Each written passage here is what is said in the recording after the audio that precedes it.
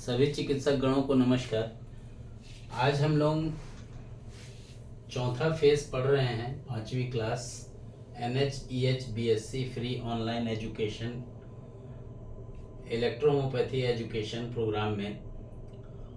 Topic है सोक्रोफ्लोसोटेन। और सोक्रोफ्लोसोटेन आप सभी को मालूम होगा कि किसकी रेमेडी है। ये एलिमेंट्री सिस्टम को बिलोंग करती है, डाइजेस्टिव सिस्टम को बिलोंग करती है। इसका अगर हम बात करते हैं H10 को, तो ये न्यूट्रल औषधि है, संपूर्ण स्नायु संस्थान पर प्रभावी होती है, पीड़ानाशक है, क्रियाओं की क्रियात्मक जो औषधियाँ होती हैं उसकी ये औषधि है, उत्तेजक पोषण देने वाली है, ज्वारनाशक है, पाचक, मानसिक दुर्बलता नाशक है। ये संक्रामक रोग जो होते हैं उससे ये सुरक्षा प्रदान करने वाली औषधि मानी जाती है। इस रेमेडी का खास एक प्रभाव होता है, खास तौर पे एलिमेंट्री सिस्टम पे। और एलिमेंट्री सिस्टम को जानना क्यों ज़रूरी है, ये क्यों फेस 4 गया, इसके बारे में आप सभी जान जाएंगे। एलिमेंट्री सिस्टम जो होता है, पाचन प्रणाली, डाइजेस्टिव सिस्टम में शरीर की जो निम्नलिखित पार्ट्स होते हैं और उसके ऑर्गन जो समाहित होते हैं, जैसे माउथ, टीथ, टंग, सैलिवरी ग्लैंड और जो लाल ग्रंथियां होती हैं, मुख, पाचन, डाइजेशन ऑफ द माउथ को लारमय पाचन, जिसको हम लोग सैलिवरी डाइजेस्टिव कहते हैं। सेकंड क्या होता है, पहला तो हमने बता दिया।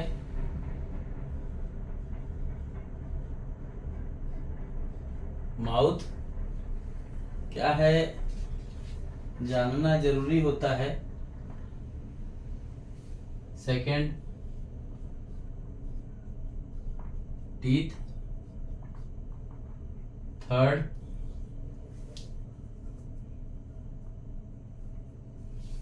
क्या होता है, थर्ड टंग,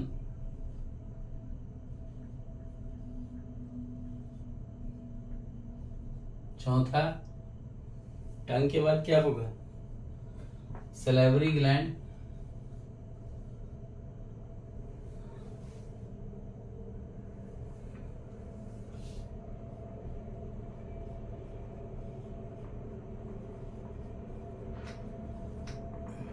सैलिवरी ग्लैंड। और ये मुख पाचन जब होता है तो डाइजेशन किस में होता है, डाइजेशन जो प्रोसेस होता है वो माउथ में होता है। किसके द्वारा होता है, सैलिवरी डाइजेशन के द्वारा।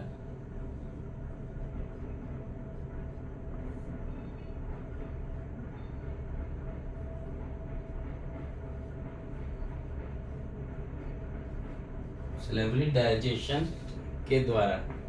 ये एलिमेंट्री सिस्टम में पार्ट 1 हुआ। पार्ट 2 को भी पढ़ लेते हैं। पार्ट 2 में क्या आता है, PHAR,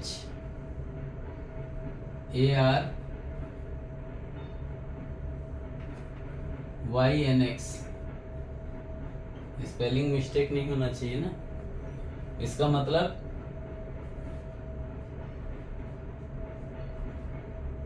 थ्रॉट। किसी ने पूछा था थ्रॉट की मेडिसिन नहीं बनाए क्या सर। थ्रॉट मतलब ग्रासनी के जो दोनों ट्रैक होते हैं के अंदर जो खुलने वाला भाग होता है, उसके अंदर जो ओसोफेगस के अंदर का जो पार्ट होता है, ये ओसोफेगस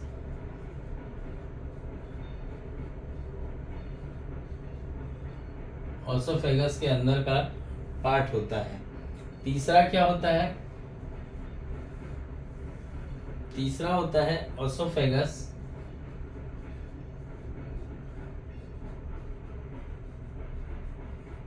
ओसोफेगस के अंदर क्या होता है, जिसे हम लोग गुलनेट ग्रासनी कहते हैं।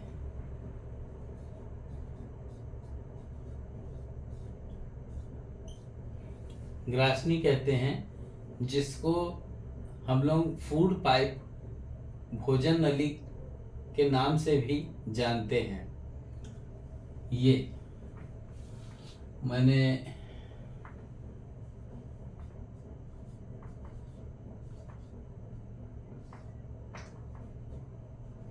भोजन नली बोल लीजिए या भोजन की जो मार्ग बोलेंगे, नली मार्ग एसोफेगस का, वो हुआ।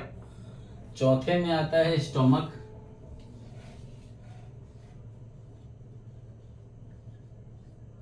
अगर आप लोग बोलेंगे तो मैं इसके बारे में भी पूरा विशेष तौर पे स्लोली स्लोली एक एक पॉइंट्स को लेकर के पढ़ा दूंगा, मना नहीं है, लेकिन आप लोग बोलेंगे तब। नहीं तो मैंने चौथा पेज निकाला ही इसको इसलिए है कि अगर आप लोग कहेंगे तो मैं इसको थोड़ा सा विस्तार तरीके से पढ़ाते हुए चलूँगा, लेकिन सभी को तो नहीं कर पाऊँगा। पांचवा होता है स्मॉल इंटेस्टाइन।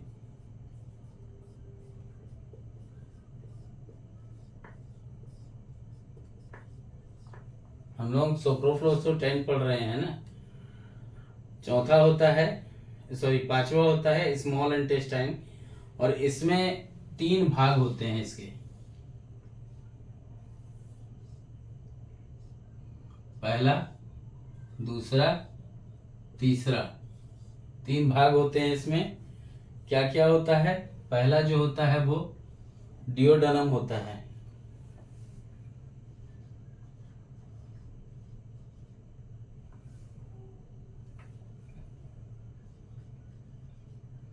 दूसरा जो होता है वो क्या होता है?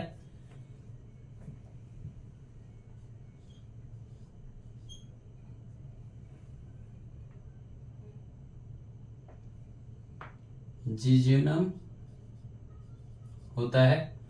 और तो जो तीसरा होता है उसको इलम कहते हैं। तीन भाग होता है, ठीक है।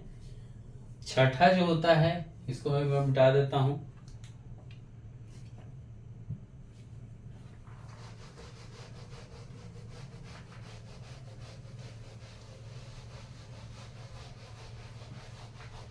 और रोज सोते सोते थोड़ी पढ़ाता हूं। छठा होता है लार्ज इंटेस्टाइन।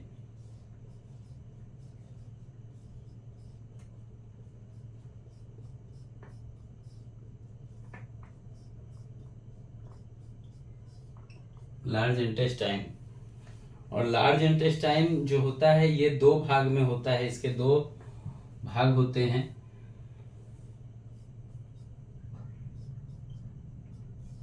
पहला, दूसरा।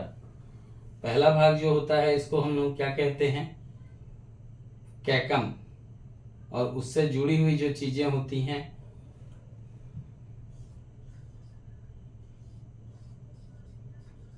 कैकम। दूसरी जो जुड़ी हुई चीज होती है वो होती है क्लोन।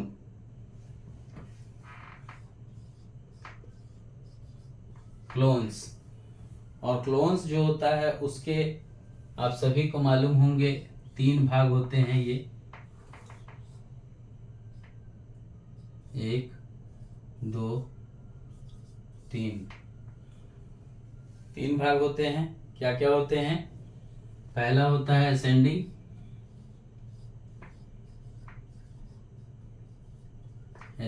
क्लोन्स। दूसरा होता है डिसेंडिंग होता है। दूसरा डिसेंडिंग नहीं, दूसरा होता है ट्रांसवर्स। याद आ गया मुझे।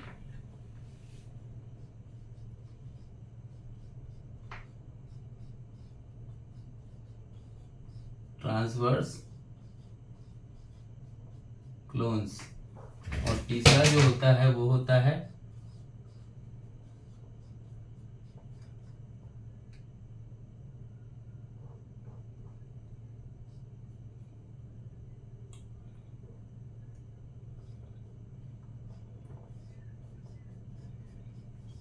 Descending clones. गैस्ट्रिक वाले जो कैंसर आते हैं ना, उसमें ध्यान दीजिएगा क्लोन्स एंड रेक्टम लिखा हुआ है, देखिएगा, है ना। ये छठा हुआ। तो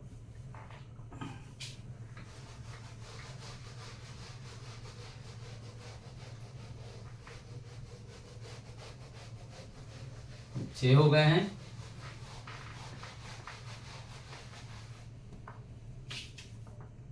सातवां होता है स्मॉइड।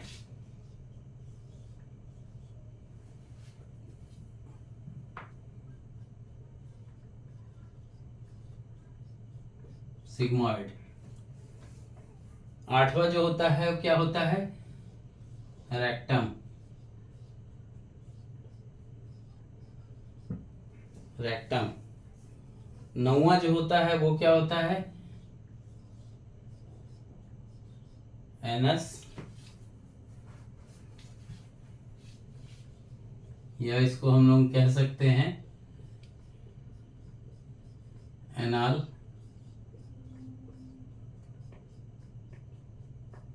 ओपनिंग। ठीक है।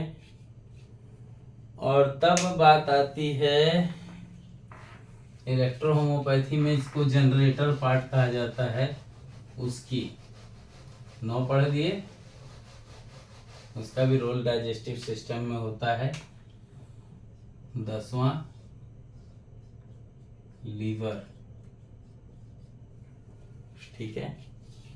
और 11वां जो होता है वो क्या होता है?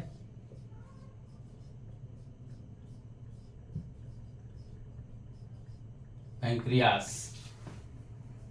ये कुल मिलाकर के मुंह के अंदर अगर हम लोग बात करें तो 6 स्लैवरी ग्लैंड होते हैं। दोनों ओर इनकी 3-3 की संख्या होती है।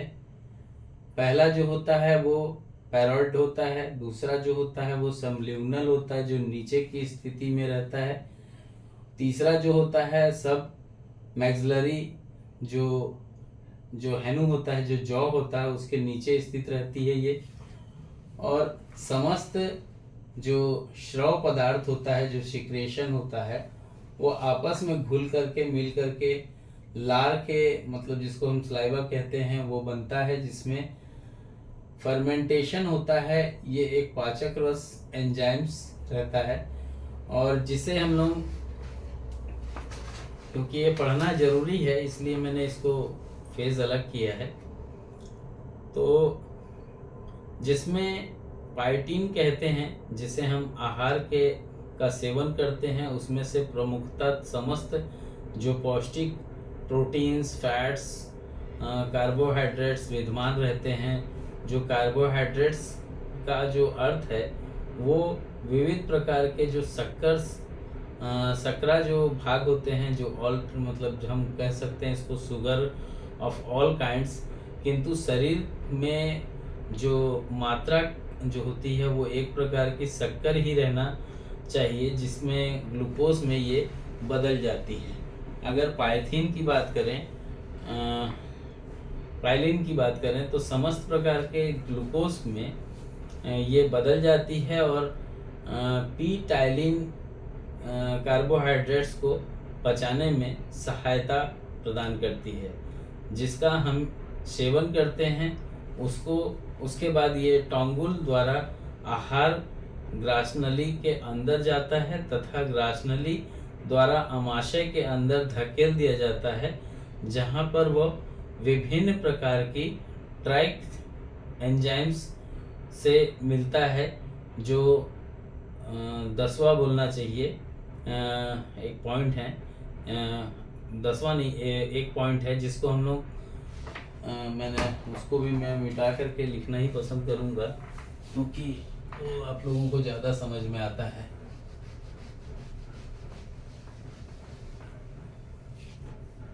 तो पहला होता है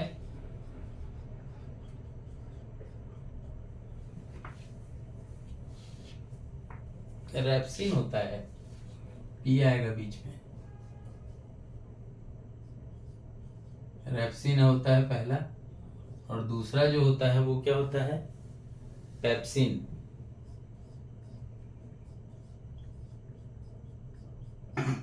दूसरा जो होता है वो पेप्सिन होता है। तो और तीसरा जो होता है वो हाइड्रोक्लोरिक एसिड होती है, या हम लोग इसको बोल सकते हैं प्लेंटी पेप्सिन। इसका जो कार्य होता है वो प्रोटीन्स का पाचन करना होता है। पेप्सिन का जो कार्य होता है वो क्या होता है, प्रोटीन का पाचन करना होता है। और आमाशय के जो दोनों ओपनिंग्स होते हैं उसके अंदर, उसके एक अंदर प्रविष्ट होने के लिए जो ओसोफेगस होती है उसमें होता है, और दूसरा जो होता है वो पाइलोरिक या जो पाइलोरस होता है, जिसको हम लोग पाइलोरस भी कहते हैं, ग्रहणी द्वार जो होता है जहाँ से भोजन ग्रहणी के अंदर प्रवेश करता है, जिसको हम लोग क्लोन ग्लैंड्स कहते हैं। ये 3 प्रकार का होता है। क्या क्या होता है बताना जरूरी है, क्योंकि यही तो प्रैक्टिस को सुधार करता है। अगर नहीं जानकारी हो तो फिर दिक्कत होती है, पूछना पड़ता है फिर लोगों से क्यों है। क्लोन्स ग्लैंड कितने प्रकार के होते हैं?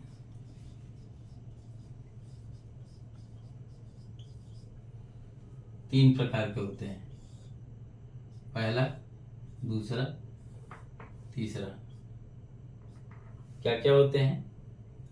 पहला होता है हेमलेस, दूसरा होता है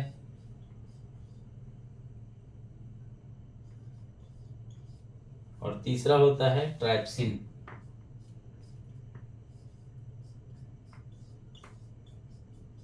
ट्राइप्सिन नाम सुने होंगे आप लोग, इतने आप लोग पुराने डॉक्टर्स हैं।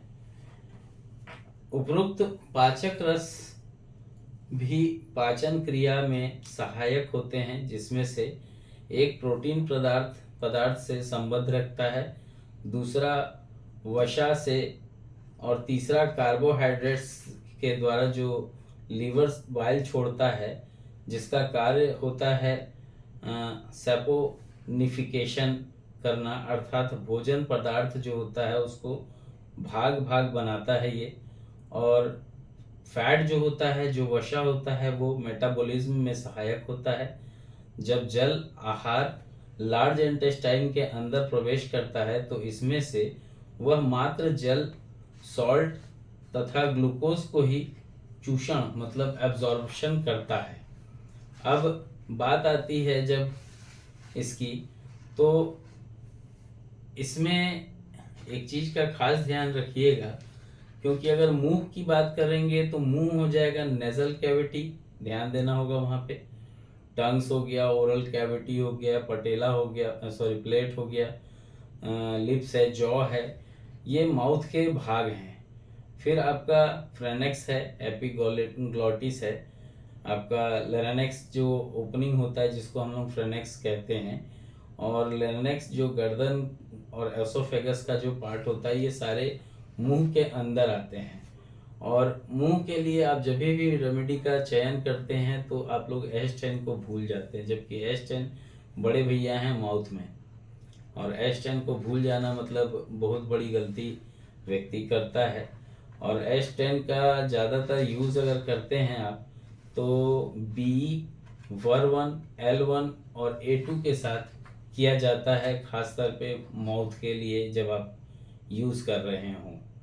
कभी कभी कहीं कहीं पे C4 का भी यूज़ होता है, बट वो कहीं कहीं होता है।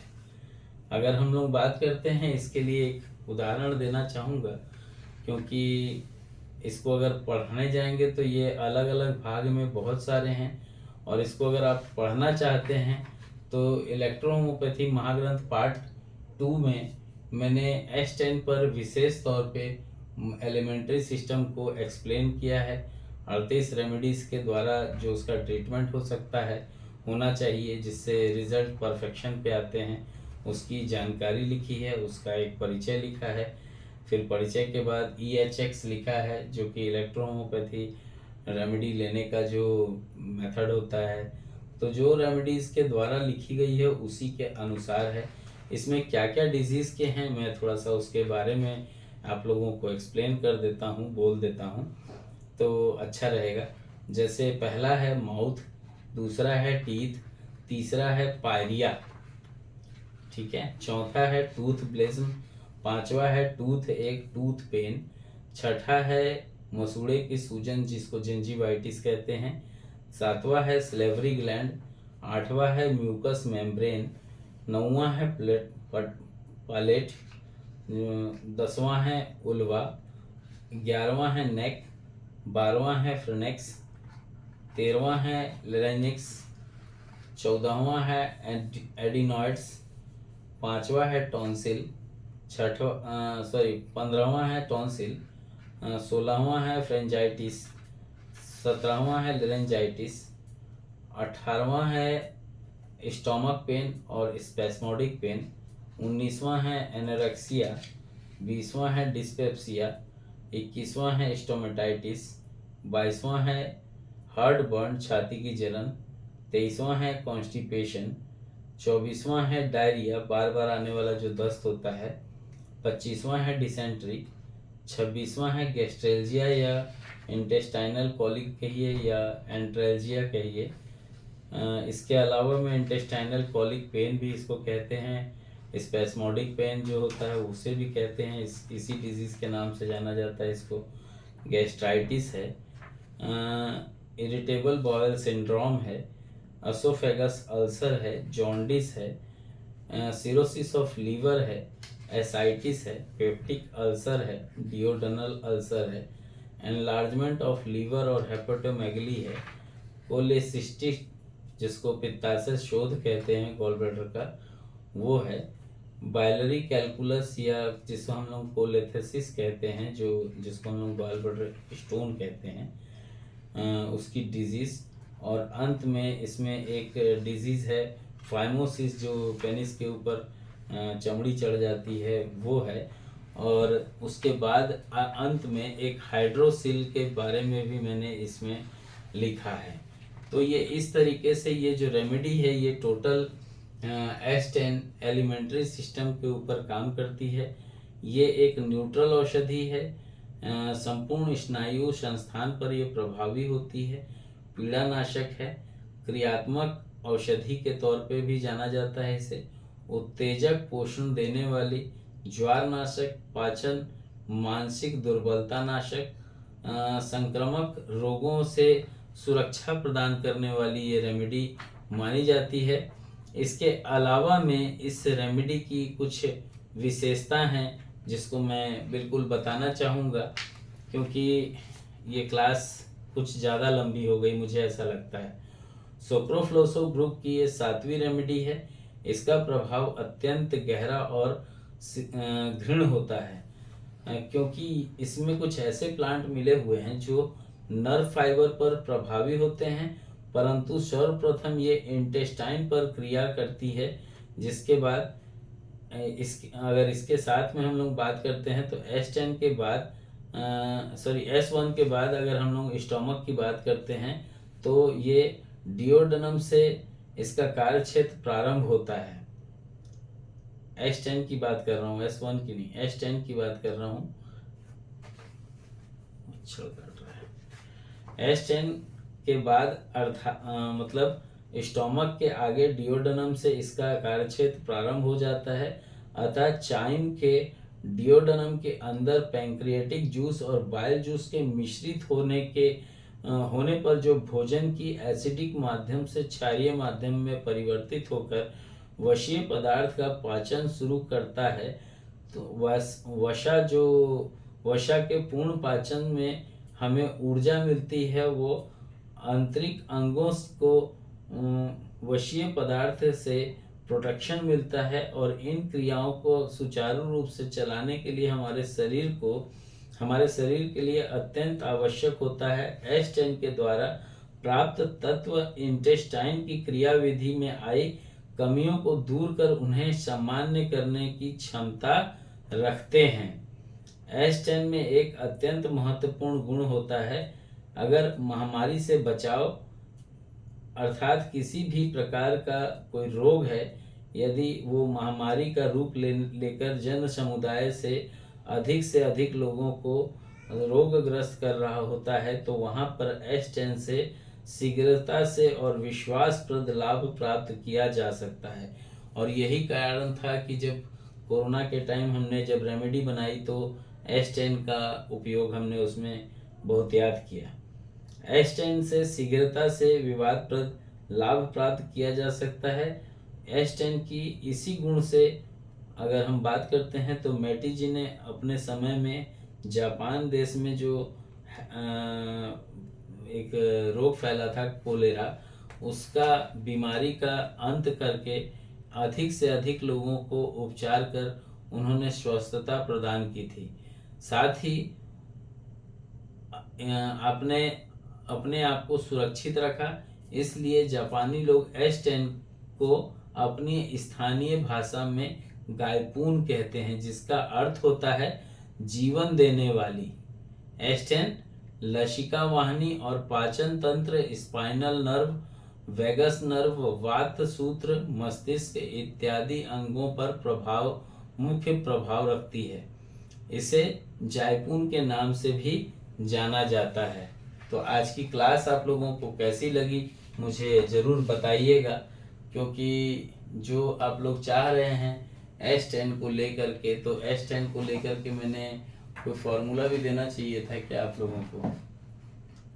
मुझे ऐसा लगता नहीं है, लेकिन एक चीज़ बता देता हूँ, कभी ऐसा ज़रूरत पड़ जाए कि S10 आपके पास नहीं है तो आप क्या करेंगे? वो एक पेन उठा लिया मैं दूसरा, कहाँ गया मार्कर अंकल? ये रहा।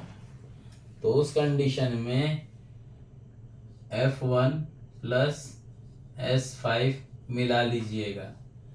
क्या क्या मिलाइएगा? F1 और S5, वो आपका काम करेगा S10 का। तो आज के लिए इतना। मैं समझता हूँ अच्छी क्लास रही है। आप लोग इसका लगे तो लिख के रख लीजिएगा, और अगर लगता है कि नहीं मुझे विस्तार से इस एलिमेंट्री सिस्टम को इलेक्ट्रोहोमोपैथी के रेमेडी के द्वारा फॉर्मुलेशन जानना चाहता हूँ, तो इलेक्ट्रोहोमोपैथी महाग्रंथ पार्ट 2 पुस्तक है। ये पुस्तक है, दिखा दे रहा हूँ मैं आप लोगों को, ये वाली पुस्तक है। इस पुस्तक को आप खरीद लीजिए। ये पुस्तक मात्र 1000 रुपये की है, मिल जाएगी और उपलब्ध भी है। तो आज के लिए इतना ही। जय हिंद, जय इलेक्ट्रोहोमोपैथी, जय काउंट सीजर मेटी जी, जय नासक मेथोडोलॉजी। कल फिर मिलेंगे।